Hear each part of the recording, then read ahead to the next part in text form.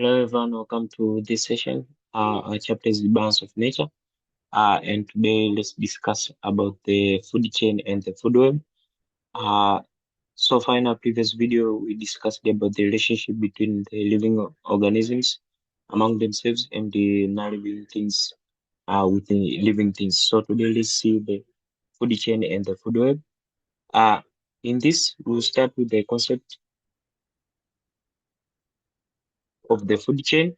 Uh, So the concept of the food chain, this is the sequence of living things in which organisms is the food of the next in the sequence. Take an example. Grass becomes food for the zebra and zebra becomes the food for the lion. The second example, maize plant becomes food for the grasshopper and the grasshopper becomes food for the frog. So this is what about the food chain. So that's the meaning of the food chain. While talking about the food web, this is kind of interconnecting of the all of the various food chains. So the food web is just is what made up of the interconnecting food chains. So I hope that's clear.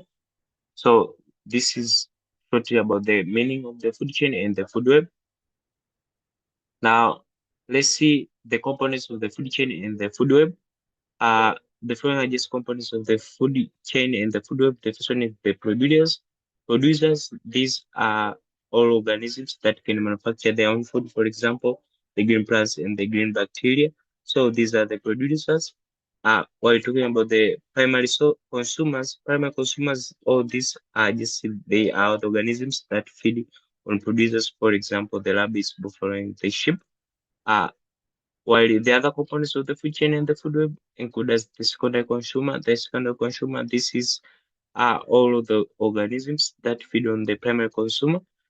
Uh, they are the ones that they consume or they eat the primary consumers. And last but not least, the decomposers.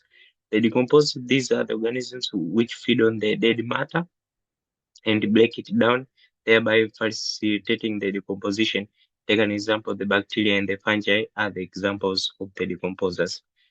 Now, let's see the differences between the food chain and the food web. The following are just few of the differences between these two, the food chain and the food web. In terms of the food chain, it consists of the single straight path through which food energy travels in an ecosystem, while in the food web, it consists of a number of the interconnected food chains through which the energy travels in an ecosystem.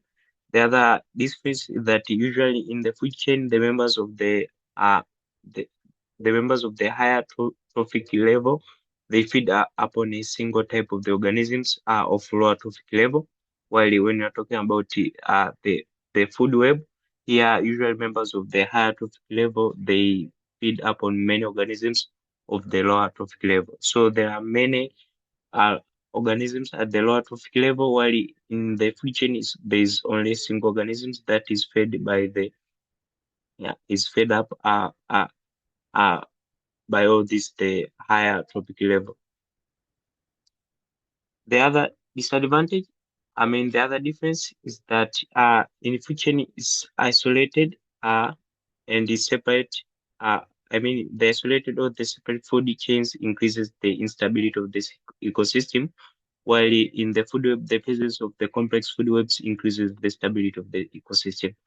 And the other is that it does not have any effect on in the improving the adaptability and the competitiveness of the organisms in terms of the food chain, while in the food web, more complex food webs improves the adaptability and the competitiveness of the organisms. So that's all I have for this video. That's all clear. I've discussed about the food chain and the food web. We've seen the concepts and then we've seen their differences. Hope that's all clear and thank you.